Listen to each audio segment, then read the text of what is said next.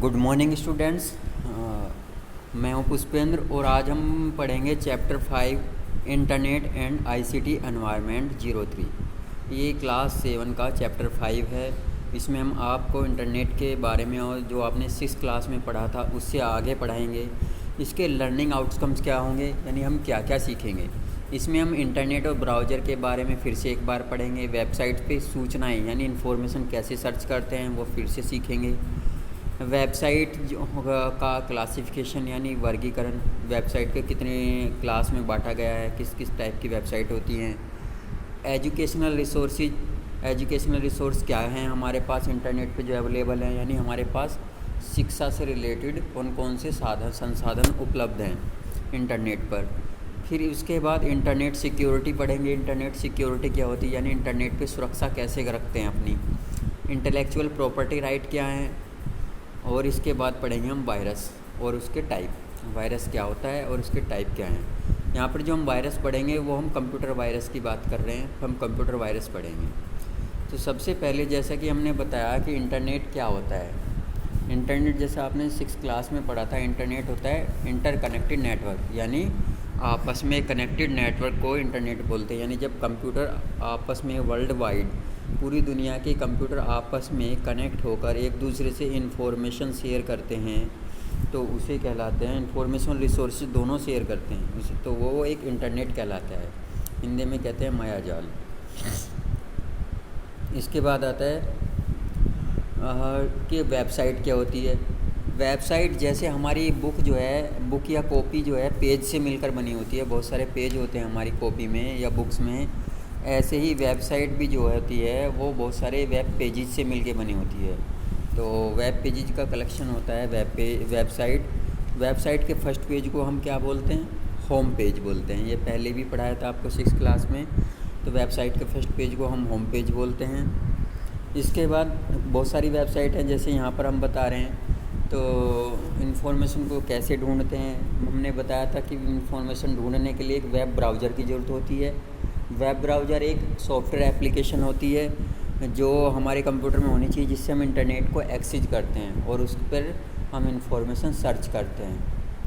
तो अब वेबसाइट तो आपने देख ली हैं। अब वेबसाइट का हम क्लासिफिकेशन करते हैं कि वेबसाइट के को किन किन क्लास में बांटा गया है। जैसे आपकी क्लास होती हैं, सेक्शन होते हैं, ऐसे ही वेबसाइट की भी कुछ क्लास हैं। जैसे सबसे पहले हमने कुछ कैटेगरी बांटी हैं क्लास वर्ग सेक्शन में। कैटेगरी लिखा है ना, यहाँ नीचे वर्ग लिखा है। यहाँ पर देखिए क्या क्या लिखा है, कैटेगरी लिखा है, पर्पज लिखा है, एग्जाम्पल लिखा है और यूआरएल लिखा है। यूआरएल होता है वेबसाइट का एड्रेस। जैसे हमारे घर का एड्रेस होता है ऐसे ही वेबसाइट का एक एड्रेस होता है, उसे बोलते हैं यूआरएल। यूआरएल की फुल फॉर्म होती है यूनिफॉर्म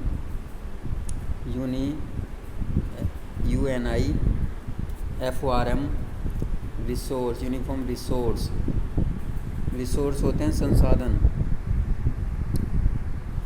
RESOURCE रिसोर्स। लोकेटर, आप नोट कर सकते हैं एक साइड इसको, यूनिफॉर्म रिसोर्स लोकेटर यूआरएल की फुल फॉर्म होती है। इम्पोर्टेंट है ये। तो अब देखते हैं हम सबसे पहले कैटेगरी, जैसे एजुकेशनल वेबसाइट कौन कौन सी है जहाँ से हमें एजुकेशन से हेल्प मिल सकती है या एजुकेशन से रिलेटेड इन्फॉर्मेशन मिल सकती है। जैसे तो ये वेबसाइट जो होती है इनका पर्पज़ क्या होता है, इनका पर्पज़ होता है कि हमको एजुकेशन और इन्फॉर्मेशन प्रोवाइड कराना। तो इनमें आपको 2 एग्जांपल दिए हैं। सबसे पहला है विकीपीडिया, जो एक बहुत बड़ा इन्फॉर्मेशन का रिसोर्स है। यहाँ पर आप किसी भी टॉपिक को सर्च कर सकते हैं, उसके बारे में डिटेल जानकारी मिल जाती है। ई पाठशाला दूसरा है। तो ई पाठशाला जो होता है इस पर आपकी NCERT की सारी बुक्स अवेलेबल हैं। सारी बुक डिजिटल फॉर्म में यानी PDF के फॉर्म में अवेलेबल है, यहाँ से आप डाउनलोड कर सकते हैं epathshala.nic.in से। लोगो क्या होता है, लोगो एक जैसे आपकी डिस्प्ले इमेज लगाते हैं आप फेसबुक व्हाट्सएप पर, या एक आपका फ़ोटो होता है छोटा ID में लगा हुआ, इस तरह एक आइकन होता है। लोगो एक पहचान होता है, एक यूनिक आइडेंटिटी होती है इस तरह की, जो एक पहचान बनाता है। तो सभी वेबसाइट का कुछ एक लोगो होता है, प्रतीक चिन्ह होता है। तो ये जैसे विकिपीडिया का है और ये ई पाठशाला का है। समझे आप लोग। तो ई पाठशाला पर हमारी सारी एनसीईआरटी की बुक फ्रीली अवेलेबल है। यहाँ से आप ई पाठशाला से एनसीईआरटी की बुक्स डाउनलोड कर सकते हैं पीडीएफ फॉर्म में, यानी डिजिटल फॉर्म में, और उनको पढ़ सकते हैं। विकिपीडिया से कोई भी टॉपिक आप सर्च कर सकते हैं, जो भी टॉपिक आपके समझ में नहीं आता हो उस टॉपिक को सर्च करके पढ़ सकते हैं। फिर आता है फ़ोटो शेयरिंग ऐप, जहाँ पर हम फ़ोटो शेयर करते हैं। ऐसी कौन कौन सी वेबसाइट हैं जहाँ पर हम फ़ोटो शेयर करते हैं? इन वेबसाइट से हम अपने फ्रेंड्स के साथ में फ़ोटो शेयर करते हैं। देखिए, इंस्टाग्राम और फ्लिकर, 2 वेबसाइट हैं, instagram.com, flickr.com। इनका ये लोगो है, ये फ्लिकर।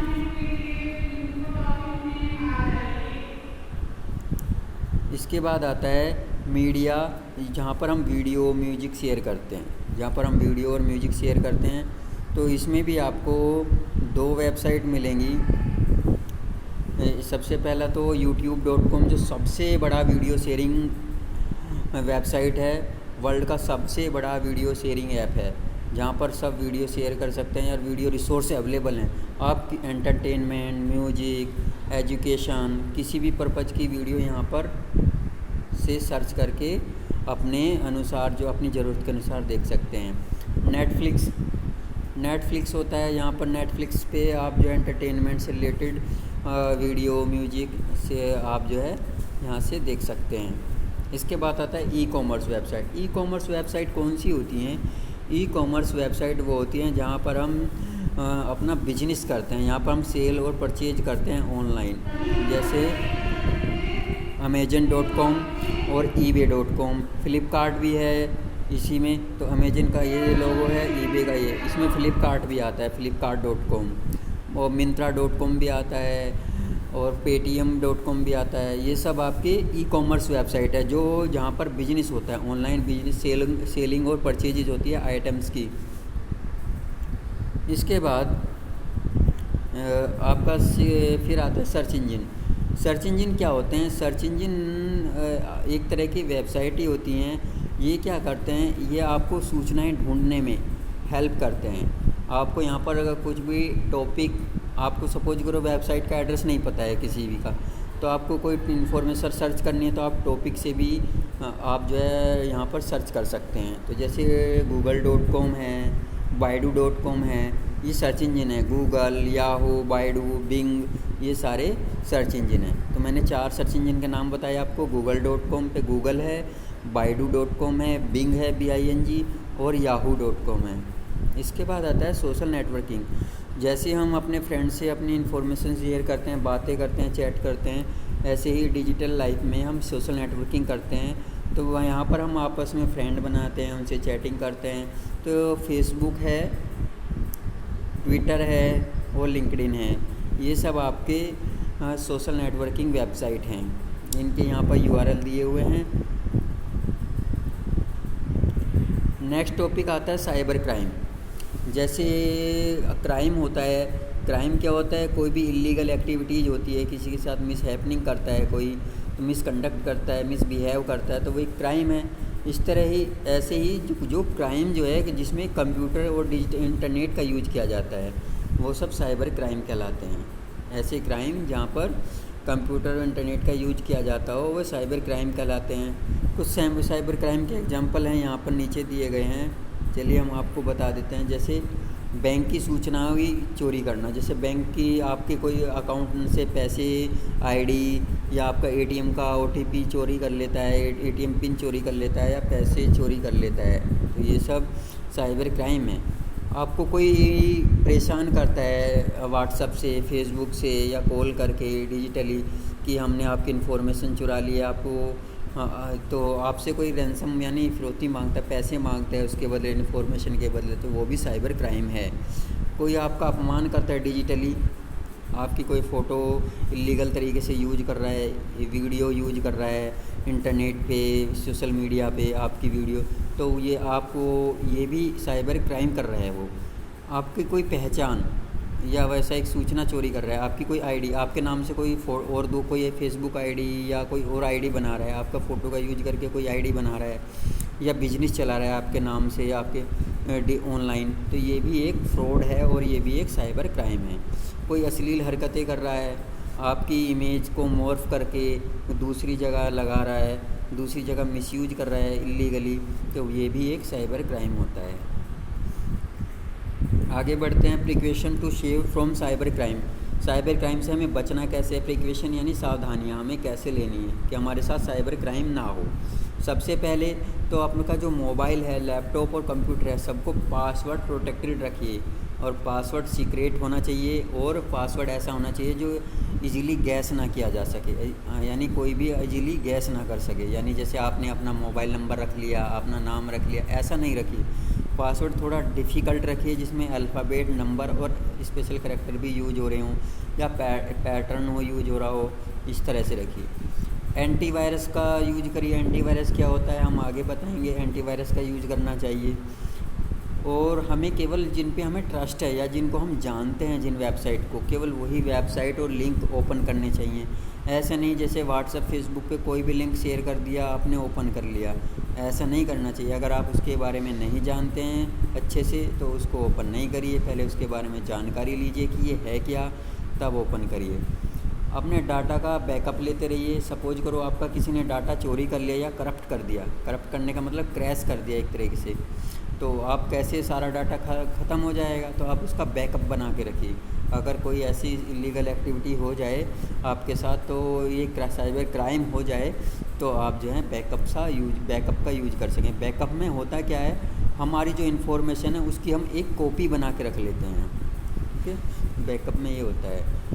और किसी भी अनजान स्ट्रेंज पीपल हैं, अनजान व्यक्ति है, उसको कभी भी अपनी बैंकिंग की, अपनी पर्सनल और अपने बिजनेस की इन्फॉर्मेशन नहीं देनी चाहिए किसी को भी, बिना जाने पहचाने, या किसी भी ऐसे अनजान व्यक्ति को नहीं देनी चाहिए, तो आपके साथ साइबर क्राइम हो सकता है। चलिए नेक्स्ट टॉपिक पे चलते हैं कि साइबर क्राइम, अगर हमारे साथ साइबर क्राइम हो गया तो हम कहाँ कंप्लेन करेंगे। साइबर क्राइम की कंप्लेन हम साइबर सेल में करते हैं। कहाँ पे करते हैं? Cyber cell. ये पुलिस स्टेशन में ही एक साइबर सेल होती है जहाँ पर हम साइबर क्राइम की से निपटने के लिए कानून भी बनाया हुआ है, जिसे कहते हैं IT act 2000, IT act, information technology act 2000। ये साइबर सेल में हम उसकी कंप्लेन करेंगे और ये कानून जो है साइबर क्राइम से लड़ने में या शिकायत में हमारी मदद करता है, शिकायत करने में। नेक्स्ट पढ़ते हैं, इंटेलेक्चुअल प्रॉपर्टी क्या होती है।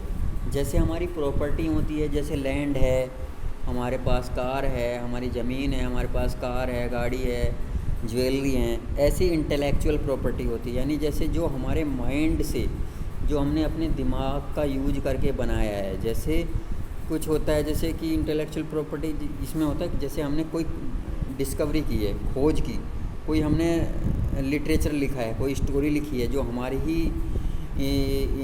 हमारे द्वारा ही कंपोज की गई है, कोई लेखन किया है, हमने कोई ड्राइंग बनाई है अपने आप अच्छी, जो किसी से मैच नहीं करती, अपने आप बनाई है। कोई हमने म्यूजिक बनाया है, कोई सॉन्ग बनाया है, या हमने कोई म्यूजिक कंपोज किया है, तो ये सब हमारे मौलिक काम होते हैं और इन पे केवल हमारा ही राइट होगा। तो इन सारे ऐसे ये जो जितने भी प्रॉपर्टी हैं, ये जितने काम हैं, इनको कहते हैं इंटेलेक्चुअल प्रॉपर्टी, जो हमारे माइंड का यूज करके इनोवेटिव वे में हमने खुद तैयार की हैं या जिनका आविष्कार हमने खुद किया है, इस तरह के। तो इन तरह की चीज़ें जो होती हैं वो जैसे लिटरेचर में, लेखन में, कला में, संगीत में, इन सब में, तो इन सब को बोलते हैं इंटेलेक्चुअल प्रॉपर्टी। जो इंटेलेक्चुअल प्रॉपर्टी होती है, तो जो उसका मालिक होता है उसको कुछ अधिकार दिए जाते हैं, यानी कुछ राइट दिए जाते हैं, कुछ राइट्स दिए जाते हैं, अधिकार दिए जाते हैं, जिन्हें बोलते हैं हम इंटेलेक्चुअल प्रॉपर्टी राइट। ठीक है, इंटेलेक्चुअल प्रॉपर्टी के मालिक को जो कुछ अधिकार दिए जाते हैं उन्हें बोलते हैं इंटेलेक्चुअल प्रॉपर्टी राइट। जैसे कॉपीराइट, पेटेंट, ट्रेडमार्क, ये सब पढ़ेंगे होते क्या हैं। कॉपीराइट, पेटेंट, ट्रेडमार्क, तो ये इंटेलेक्चुअल प्रॉपर्टी को दिए जाते हैं। चलिए, जैसे आता है सबसे पहले ट्रेडमार्क।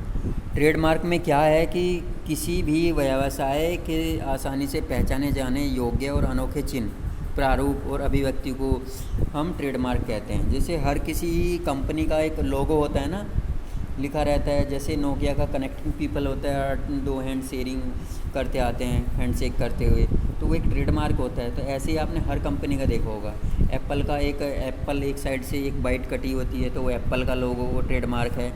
तो सभी कंपनियों का एक अनोखा डिफरेंट तरीके का अनोखा प्रारूप और चिन्ह होता है जिसे हम ट्रेडमार्क कहते हैं। ठीक है, तो ये इंटेलेक्चुअल प्रॉपर्टी में आता है कि आप उसका ट्रेडमार्क चोरी नहीं कर सकते। ऐसा ट्रेडमार्क आप यूज नहीं कर सकते जैसा उस कंपनी का है। अगर आप कर रहे हो तो ये एक साइबर क्राइम है, आप पर जो है क्रिमिनल केस हो सकता है। कॉपीराइट क्या होता है और पेटेंट क्या होता है? एक साइड कॉपीराइट लिखा हुआ है और एक साइड पेटेंट लिखा हुआ है। कॉपीराइट देखते हैं पहले, फर्स्ट वन कॉपीराइट है, सेकंड वन पेटेंट है। तो किसी भी देश का कानून अपने देश के नागरिकों को उसके साहित्य, लेखन, कला, नाट्य, संगीत में किए गए मौलिक काम को उपयोग करने और उसके आगे वितरण करने का अधिकार देता है, तो उसे कॉपीराइट कहते हैं। जैसे किसी ने सॉन्ग रेडी किया, ठीक है, सॉन्ग का तैयार किया किसी ने कोई गाना, और वो एक नया गाना है, वो पहले किसी ने नहीं बनाया, तो उस पर उसका राइट है। अब वो चाहता है कि कोई दूसरा उसको यूज करना चाहता है, तो वो उससे पहले उसका कॉपीराइट अधिकार लेने पड़ेंगे, उसके राइट परचेज करने पड़ेंगे, ख़रीदने पड़ेंगे, या उससे परमिशन लेनी पड़ेगी।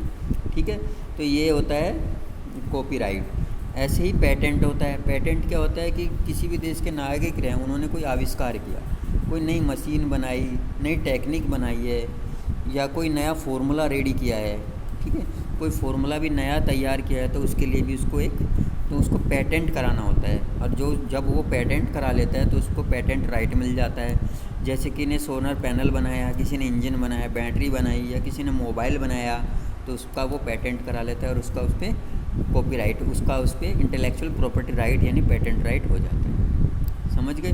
तो यहाँ पर 3 उसमें दिखाया है, कॉपीराइट, पेटेंट, ट्रेडमार्क, ये आपस में एक दूसरे थोड़े मिलते जुलते होते हैं।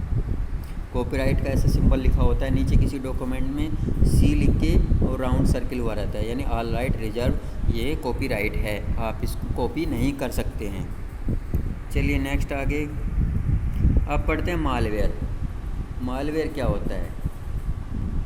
मालवेयर, अभी जैसे हमने सॉफ्टवेयर पढ़े हैं, सॉफ्टवेयर भी और सब तरह के प्रोग्राम होते हैं, जैसे सब तरह के इंसान हैं ऐसे ही प्रोग्राम और सॉफ्टवेयर भी सब तरह के होते हैं।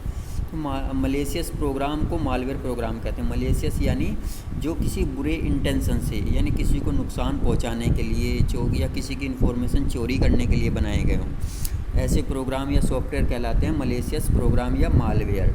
समझ गए? ऐसे प्रोग्राम को बोलते हैं मालवेयर, या ऐसे सॉफ्टवेयर को बोलते हैं मालवेयर, जो किसी बुरे इंटेंशन, बैड इंटेंशन से या ख़राब उद्देश्य से बनाए गए हों।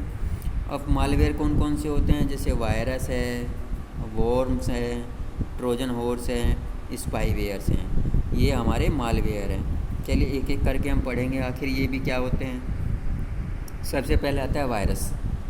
कंप्यूटर वायरस, जैसे कि आपने जैसे बायोलॉजिकल वायरस सुना हो, जैसे कोरोना वायरस चल रहा है आजकल, तो कंप्यूटर वायरस भी मनुष्य के द्वारा ही एक बुरे भावना से, बैड इंटेंशन से बनाया जाता है, जो कंप्यूटर में हमारी मर्ज़ी के बिना आ जाता है, हमारी परमिशन के बिना आ जाता है, और हमारे कंप्यूटर या इंफॉर्मेशन को नुकसान पहुंचाता है।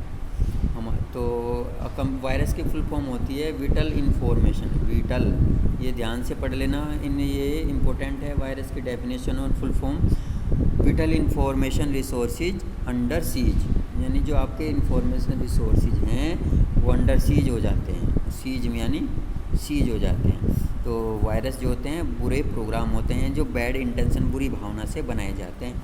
ठीक है, जानकारी को बिना, हमारी जानकारी के बिना ही कंप्यूटर में आ जाते हैं। कैसे आते हैं? या तो इंटरनेट से हमने कोई प्रोग्राम डाउनलोड किया हो, या कहीं क्लिक किया हो, या पेन ड्राइव से एक कंप्यूटर से दूसरे कंप्यूटर में यूज किया हो, तब आ जाते हैं। अब आता है वॉर्म्स। वॉर्म क्या होते हैं? वॉर्म भी एक तरह का वायरस ही होता है वैसे तो, लेकिन ये क्या करता है, ये अपने आप को कॉपी करता रहता है, यानी अपनी ही कॉपी प्रतिकृति बनाता रहता है, और ये तब तक कॉपी करता रहता है जब तक कि सारी मेमोरी, कंप्यूटर की सारी मेमोरी ख़त्म ना कर दे।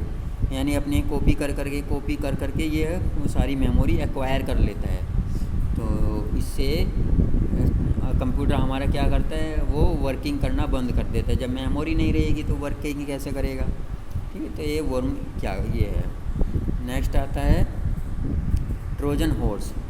ट्रोजन हॉर्स एक ट्रोय की स्टोरी से है, रिलेटेड है कि ट्रोजन हॉर्स क्या करता है कि ये जो अपने ख़राब इरादों को छुपा कर रखता है, अपने आप को दिखाएगा ऐसे कि मैं अच्छा ही हूँ, और ये छुप के आता है दूसरे प्रोग्राम के साथ, और वहाँ फिर क्या करेगा ये, और वहाँ से इन्फॉर्मेशन भेजता रहता है।